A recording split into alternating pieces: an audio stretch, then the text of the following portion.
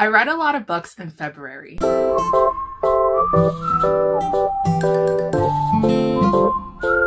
Hi guys, welcome back to the channel. If you guys are new to my channel, you guys probably wouldn't know this, but in February I kind of took a forced hiatus for professional reasons and also for personal reasons. So I wasn't able to create as much content as I would have liked in February. I actually decided to throw myself into books and actually read a lot of books. Now, for the 5 years I have been actively tracking all the books I have read on Goodreads, February usually is the month that I kind of slow down my reading. I tend to not read as much, and January is the month where I kind of throw myself into reading. But now this year roles have reversed.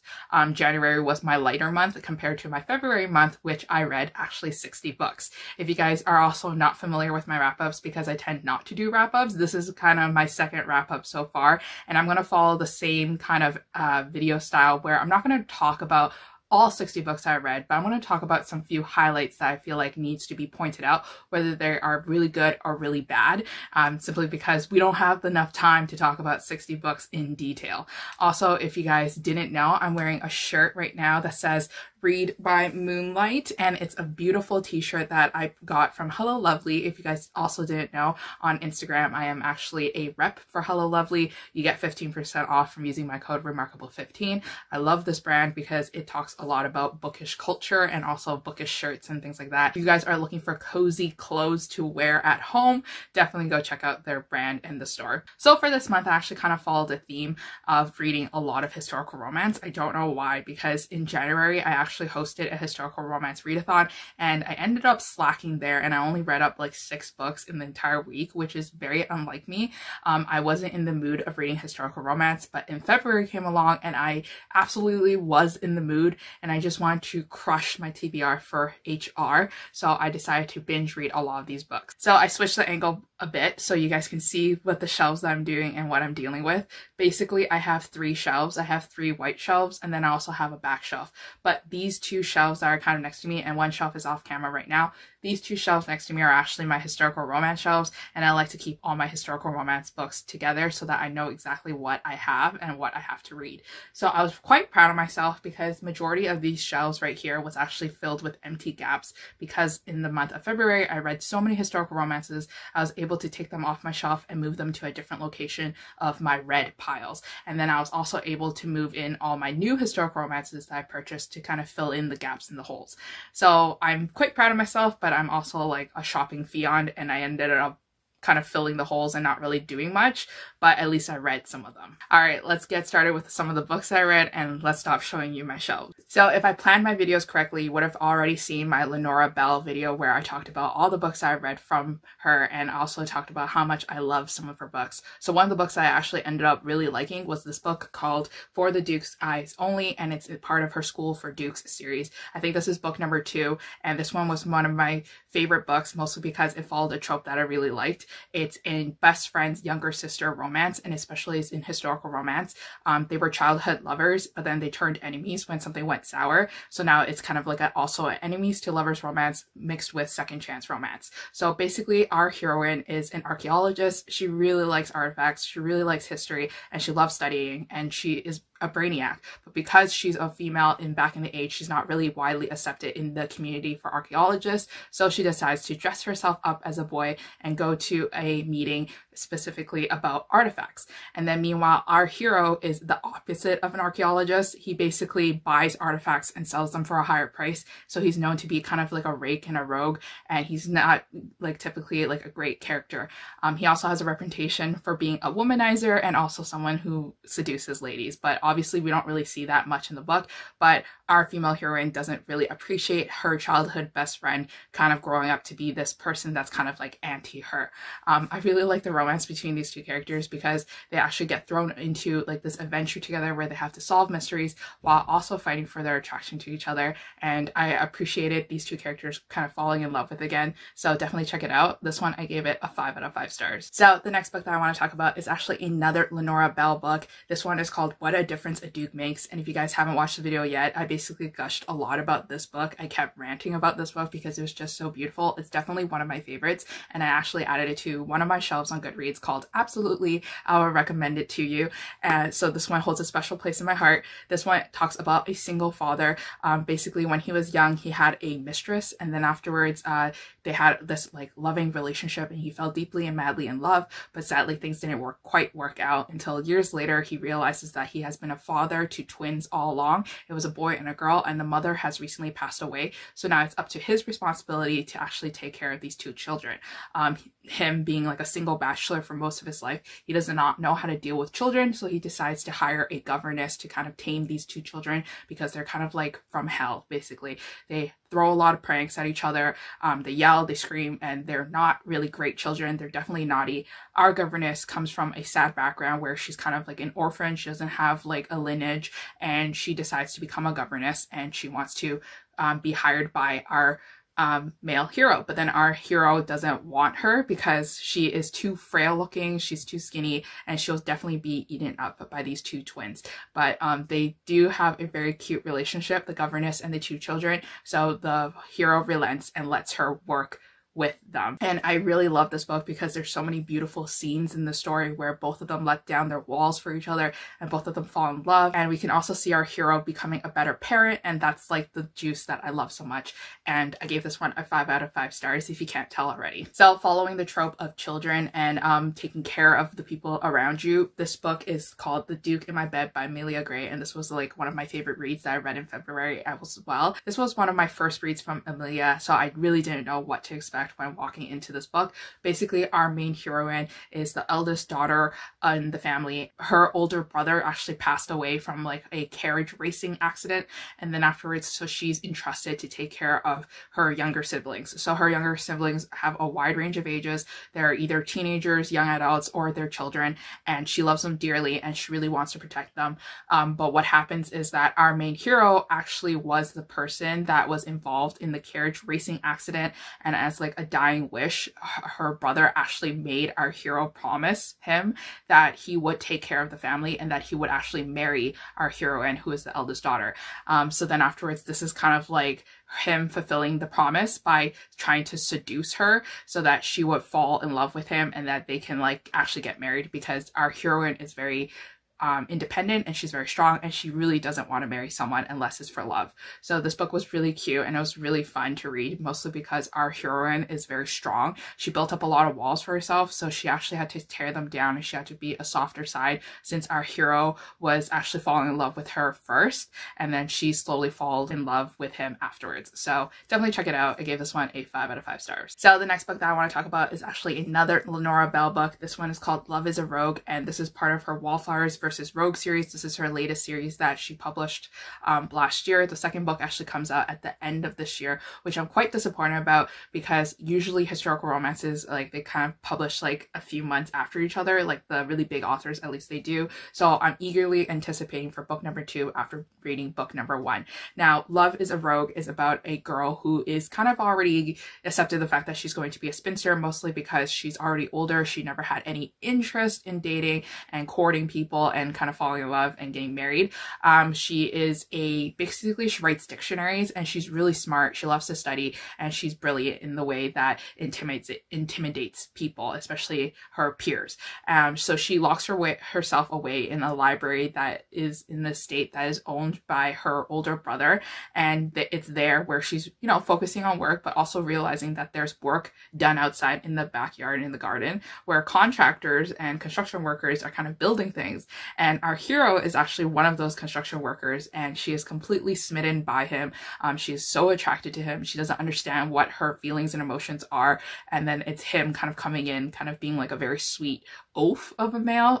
He like helps her rebuild a bookshop that she inherited. He helps her build shelves, and it's just like a very bookish like love story, especially because our heroine loves reading. So it's definitely one of the sweetest reads that I have read. Felt like this book was kind of diverse in a way too, because this book featured a female heroine who was actually born with palsy. So a part of her face is actually like a little bit droopy. So she's not like conventionally attractive. And then afterwards, her peers and her male peers kind of don't find her conventionally attractive. So I think that's another reason why she's not dating any people at all. So I really like it and definitely give it a read. This one's a 5 out of 5 stars for me. So the next book that I want to talk about is actually a book that I've been meaning to pick up, mostly because I bought this for a total cover buy. I just really love this cover of A Duchess a Day by Charisse Michaels. And now for this book, I think this one follows the trope of Snow White and kind of like follows a similar Snow White retelling. This one is about a main female heroine who basically does not want to get married.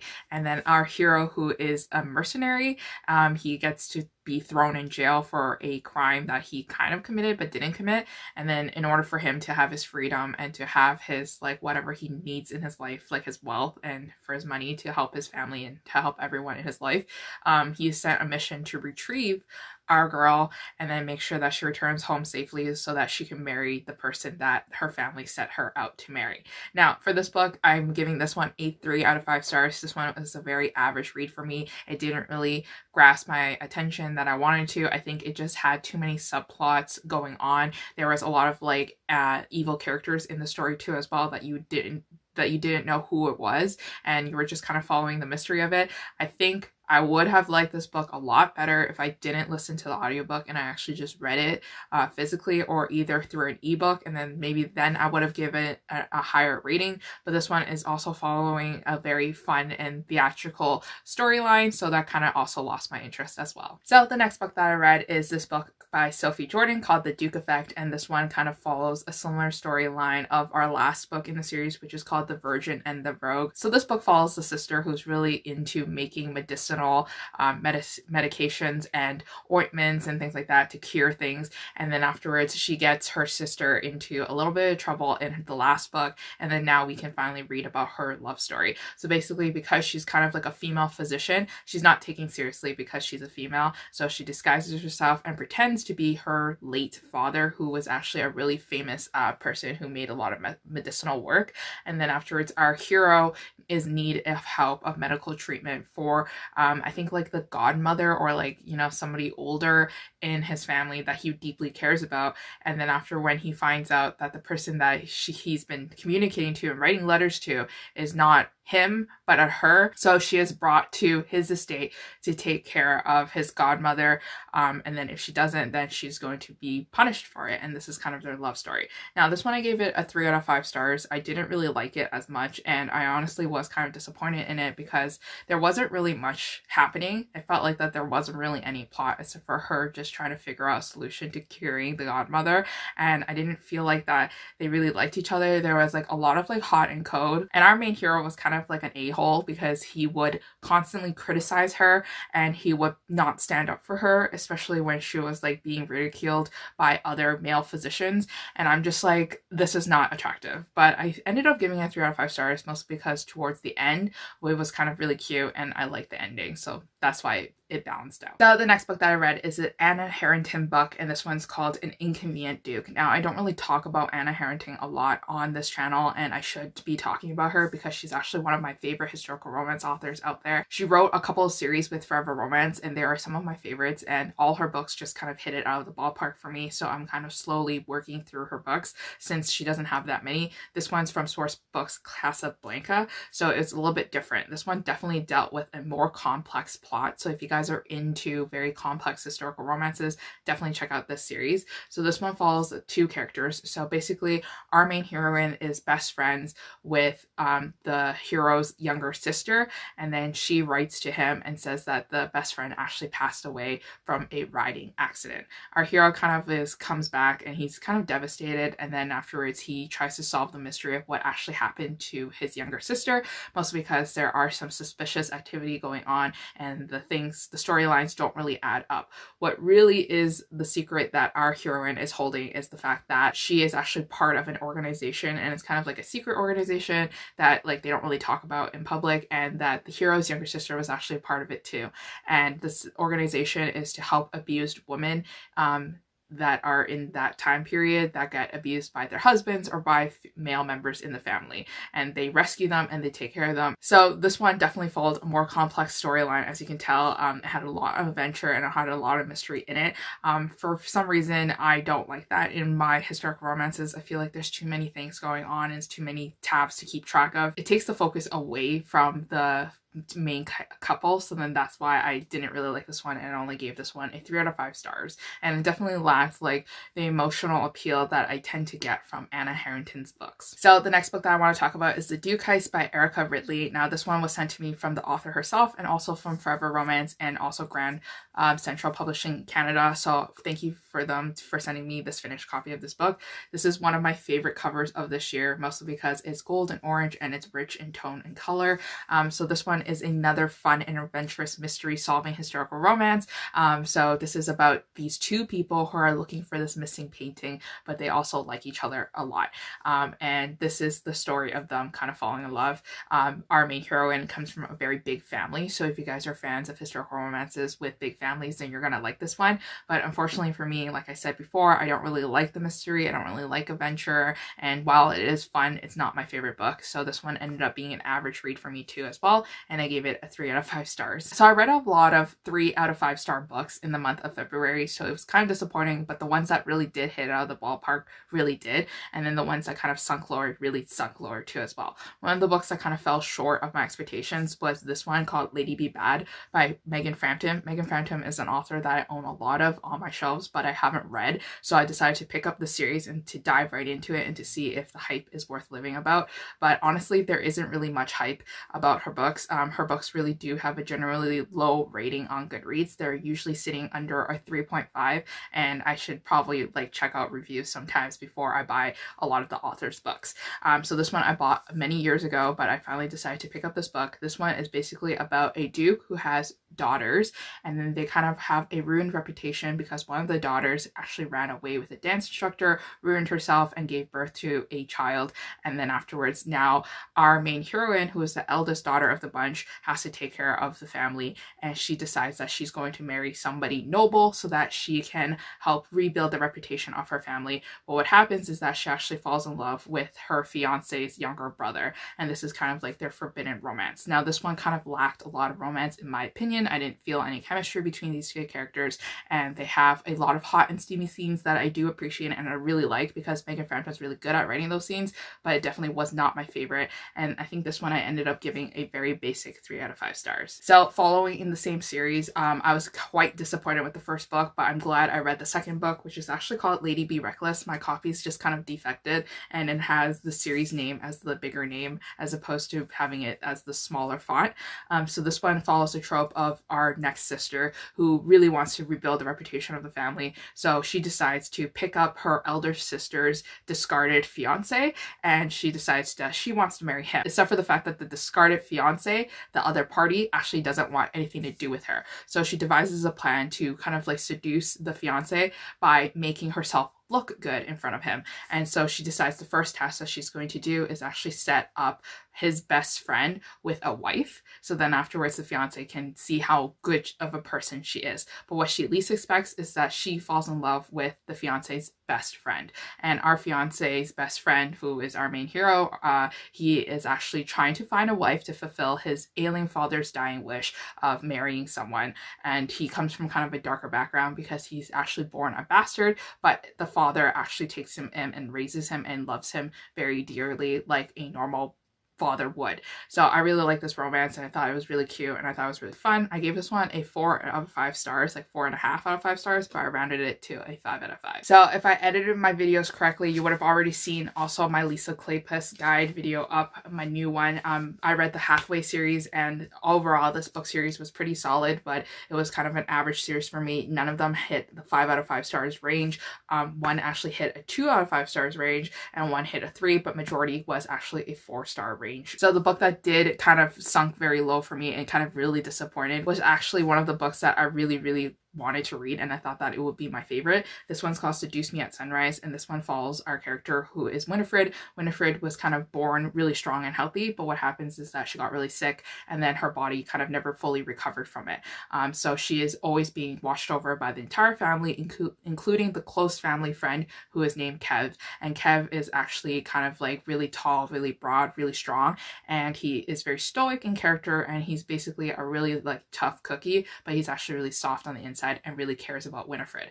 Winifred actually goes to somewhere far away so that she can heal herself and then she can be a stronger woman. And when she comes back, she realizes that she actually likes two people in her life now. She likes the doctor who took care of her, and she also likes her childhood best friend, Kev.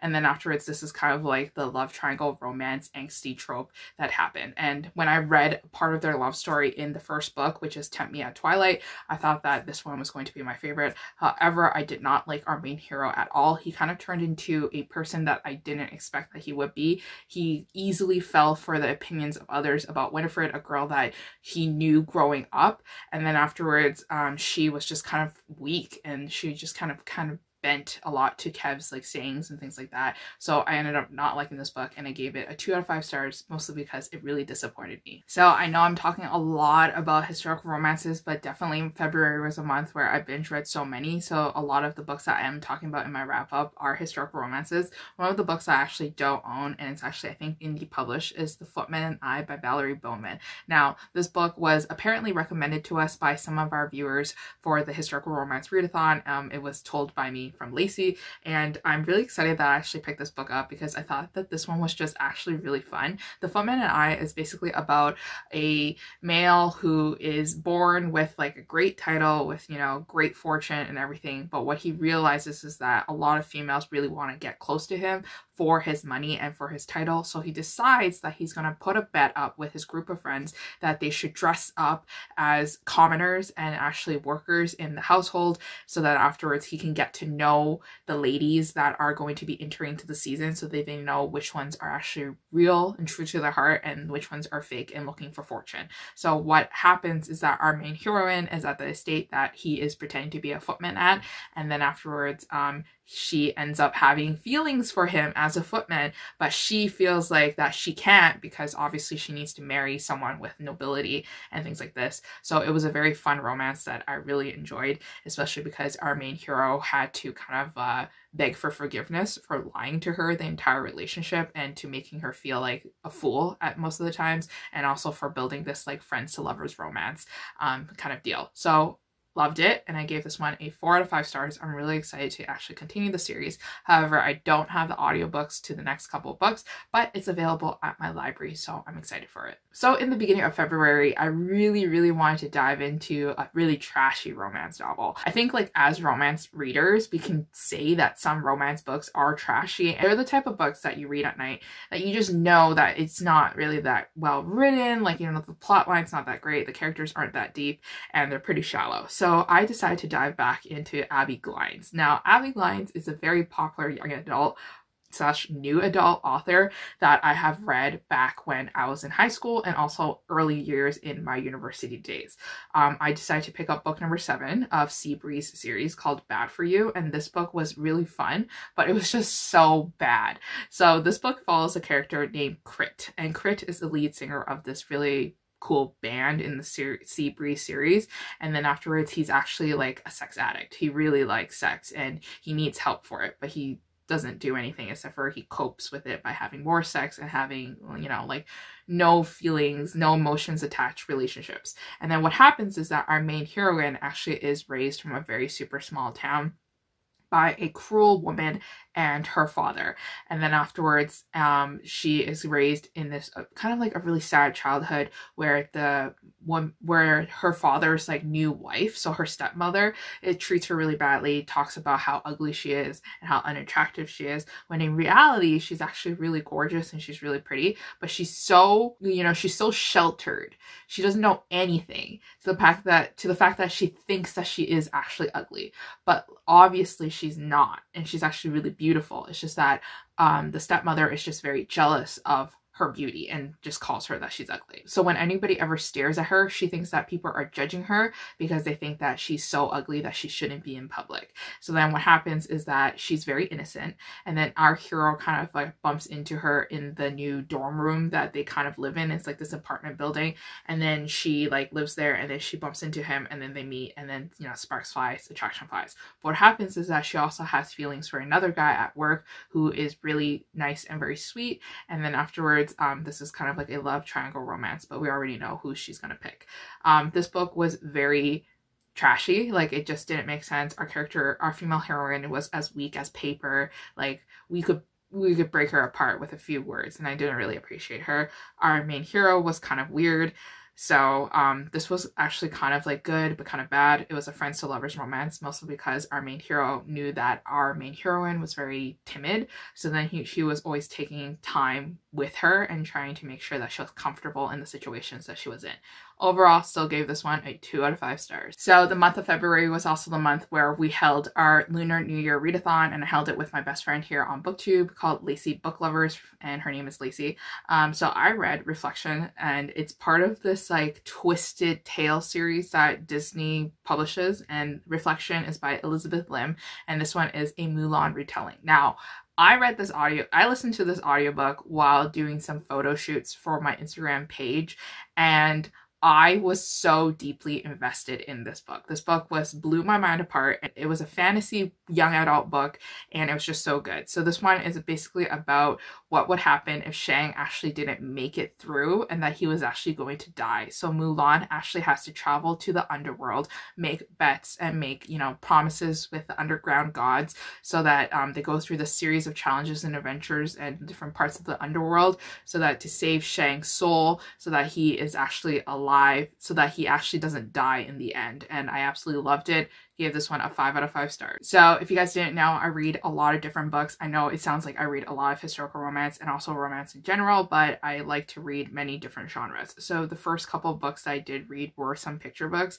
I feel like that picture books are so beautiful and you have to read them, because like I stopped reading them for obviously a long period of my life, but honestly, like the picture books are so gorgeous nowadays that you have to read them. So one of the authors that I absolutely loved is Cale Atkinson, and he is a Canadian illustrator and author, and his illustrations and his books and his storylines are just so beautiful. So I actually read 2 of his picture books. The first one is called To the Sea, and basically this book follows a little boy who has no friends, and he feels invisible most of the times. But what happens is that one day he leaves school and he sees a giant whale on the street, and then afterwards the whale was like, "You can see me?" And he's like, "Yeah, I can see you." So then the little boy devises a plan to get this whale back into the ocean where his family is and where he kind of belongs. And then this was kind of like a lovely story about how friends always stick together and also see each other and be there for each other. So definitely recommend you to check this one out. I give this one a 5 out of 5 stars. So the next picture book that I have to recommend to you, if you guys want to just have an easy read, or if you guys have younger readers in your household, this one's called Explorers of the Wild, and this one's also by Cale Atkinson. I really freaking adored this book.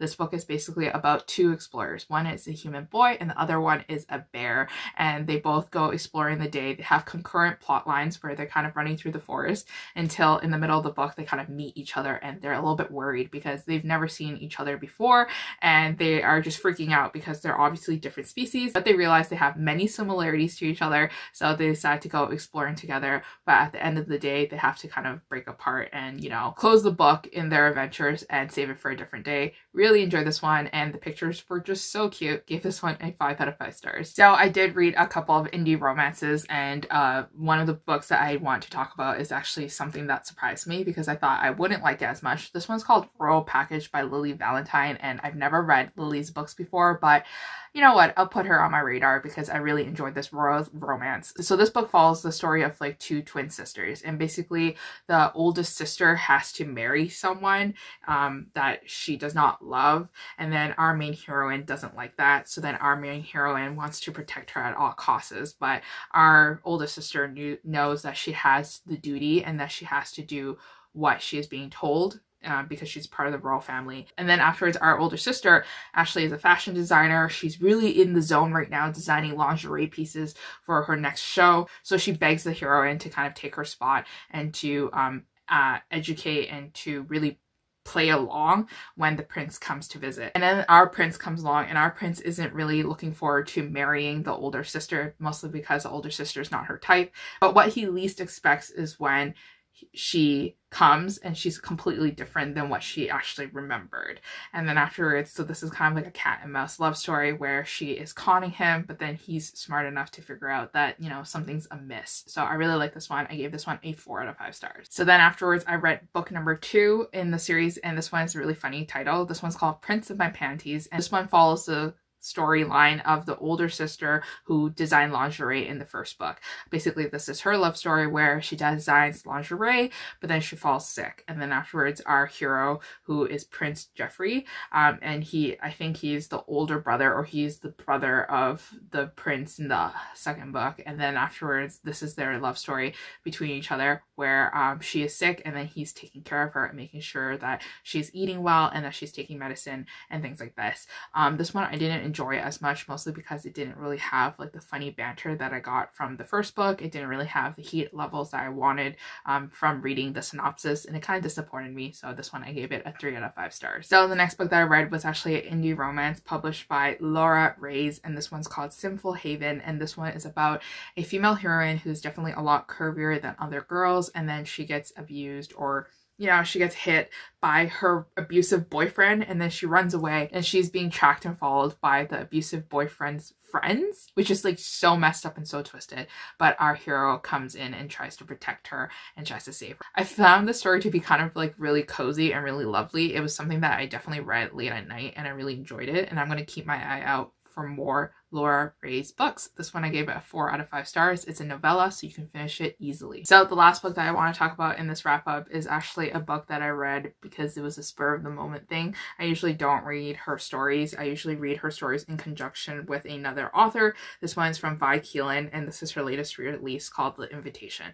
This one is about a girl who sneaks her way into a wedding by using like the invitation that she got from her roommate. Her roommate kind of like skipped on rent and was not a great roommate, so she decides to steal her invitation and go to this wedding. It's also where she meets our main hero, who is actually the brother of the bride, and then afterwards they hit it off. You know, everything's going really well until he realizes that she's been lying about her identity, and he is very upset by this. He has some past issues with people lying to him, so he doesn't want anything a part of this. And then afterwards, this is kind of like their like love story where she leaves her phone and then he can track her down. And what she also doesn't realize is that he is like an investment firm person that like gives money out to like companies who like need it to start up, and then our main heroine really needs the money to start up her own business, and then now she is kind of at like the beck and call of our main hero. Along the book, there is also like a journal that she purchased from like eBay or from like a thrift store, I forget. And then she reads like the passages and she reads the stories of like these two people who fall in love. And then it has like this undercurrent plot line that gets revealed in the end. And this book, I gave it a 3 out of 5 stars. I found the romance was just like okay. The chemistry was like okay. And then like the dramatic reveal of the plot at the end, like the dramatic reveal of like what actually happened and who actually wrote the journal was just like whatever. So, you know, average book. Will I read another Vi Keelan book?